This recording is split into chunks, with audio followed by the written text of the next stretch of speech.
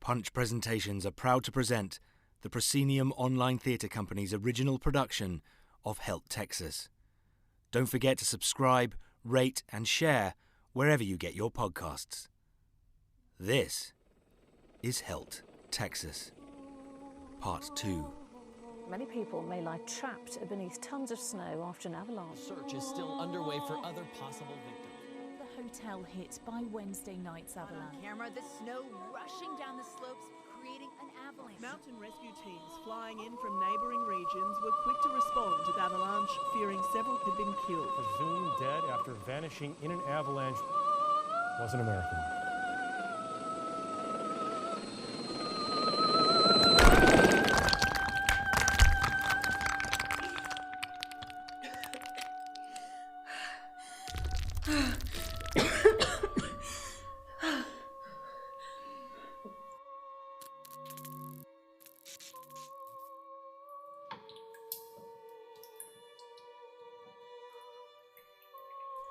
What do we do now? It's now become clear that a rescue was not coming anytime soon. I'll light a few lanterns. Maybe just one. Who knows how long we'll be here?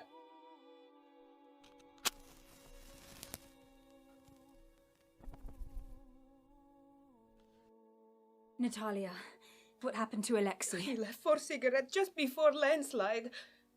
And the next moment, he was gone. Let's check our phones. Feeling like a caged animal, Arthur works through all the ways he could free himself. I don't have signal. Pacing angrily back and forth. Me neither. Back and forth. I'm not waiting around for help. Wait, just stop. We'll bust down the door and then we can... And what? We'll tunnel our way out. I will help. What do you think is behind that door? Snow! If it's a landslide, it's likely all rock. Tons of boulders and rubble. How are you going to dig your way through that? We can at least try. Could have been a mudslide. Break down the door and the lobby could fill to the ceiling with mud and freezing water. I'm not drowning in mud. Oh my God. I'm sorry, Natalia. We don't know what's behind those doors. I am not gonna just sit here! Arthur, get away from there! This is Norway! Help is on the way! So we do nothing? You want to be the hero that kills us all! My husband is out there. Everyone be quiet. We wait until help arrives. I'm not waiting around for help. No! We wait.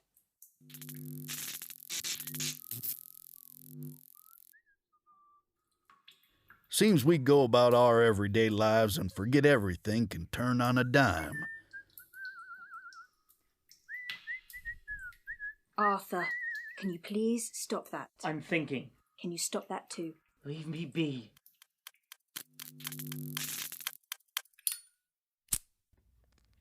What are you doing? I'm enjoying my cigarette. But you're smoking inside. Yes, I know. Would you like for me to take it outside? I'd like for you to put it out. Let me enjoy this, yes?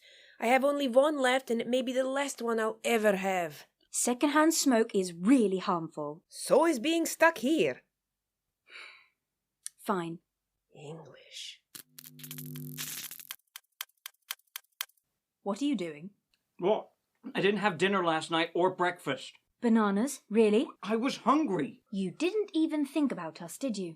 It's kind of every person for themselves now. No, we are all in this together, whether we like it or not. Or not.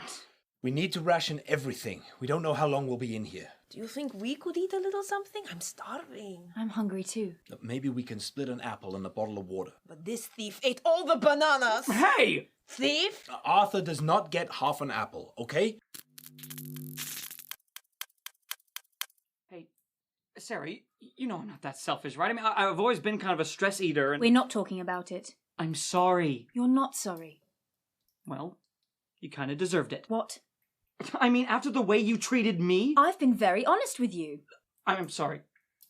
Look, if you're scared or anything... I'm not scared.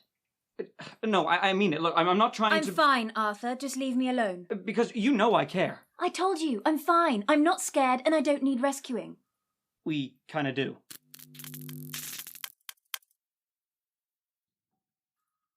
It's been hours now. They will come for us. I need to get out of here. I have to get to Ny-Ålesund and start my research. They will understand. I'm sure my company has also pieced it together. You never told me. Where were you going again? I was helicoptering out to my company's research vessel. For what?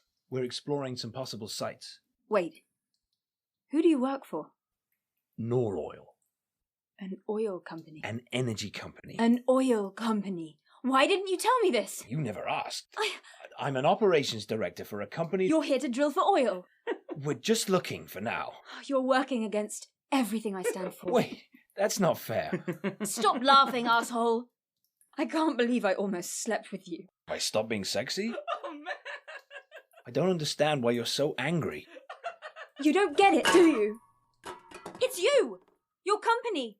And all the other fossil fuel companies, they're responsible for all of this. We are all responsible. All here now like a pack of circling dogs, waiting for the sea lanes to open up, to set up your oil platforms, to mine where there once were mountains of snow. You're being a bit dramatic, don't you think? Because Noroil is so different? Perhaps if you listen to what I have to say... I don't need a man telling me that I need to listen. But I've listened to you. Perhaps it can be my turn? Fine, go ahead.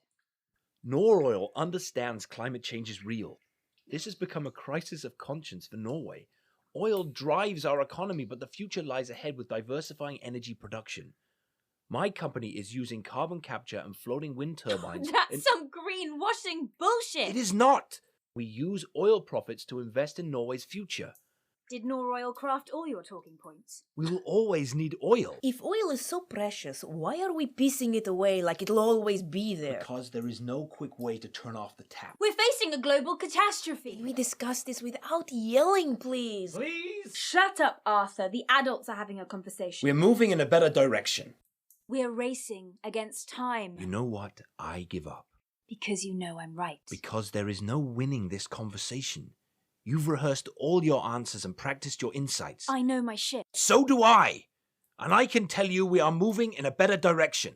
Until you start drilling under the Arctic Ocean. Even if all the ice melts tomorrow, drilling here would still be too difficult. It's a losing business proposition. No one believes that. I know none of this fits with your narrative because I already know the story that's being told to you, the one you keep repeating back to me. You're a spokesperson who drills for oil. Which means I can say with certainty we are reaching the end of oil. It's the waiting, and the wondering, and the worrying. It's the not knowing that's always the worst part. Natalia stares into the darkness, mindlessly picks at her knitting. She pulls a yarn for a time, and the small hat begins to slowly unravel. No. She grabs her knitting needles, but her hands are numb, and she can't manage. She accidentally pulls the child's hat apart. It seems this messy yarn is all she has left of the gift for her son. Some things undone are not easily put back together.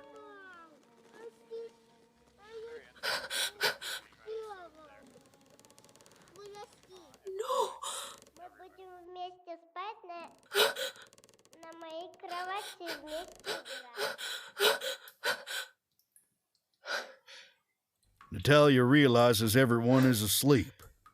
She waits. She wonders. And then, nothing. Was it all just in her head?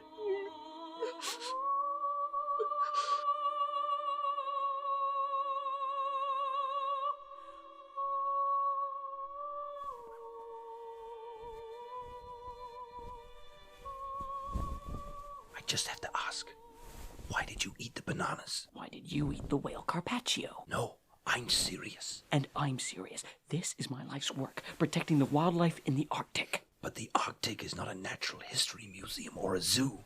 I just wonder, why are you here? What do you really bring to the Arctic? Mining and drilling continues to devastate fragile ecosystems and indigenous people's way of life. Which way of life? Your fantasy about the noble Eskimo chewing blubber in their igloos. You racist fuck. Because that way of life is over. The Inuit are still under the colonial thumb. The Inuit have a right to self-rule, but they choose not to because they are restricted from their natural wealth. It's people like you that care so much that you condemn these people to poverty. The Arctic has rare earth materials, perhaps 50%. Greenland has the world's largest uranium deposits. Imagine how this could lift a country of less than 60,000 people living in near poverty.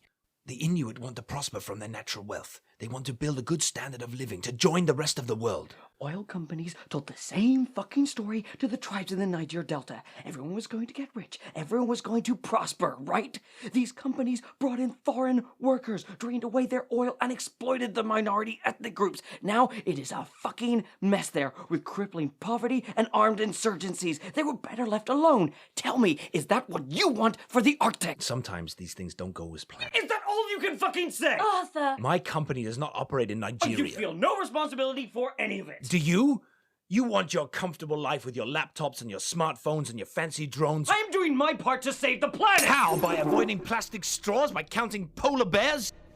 Industry will solve climate change, not governments. We need zero-waste solutions, a circular economy, not academics that write papers. It's about building electric cars, better batteries, better building construction.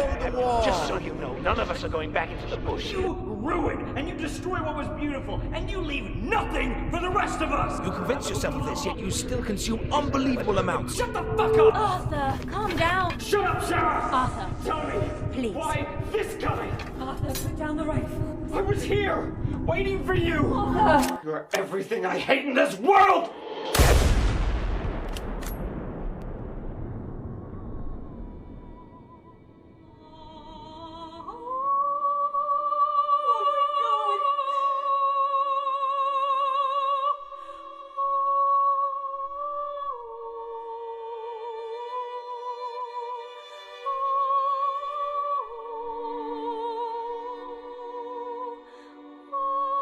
Helt Texas Episode 2 was an original production from the Proscenium Online Theatre Company, sponsored by Punch Presentations. Don't forget to subscribe, rate, and share wherever you get your podcasts.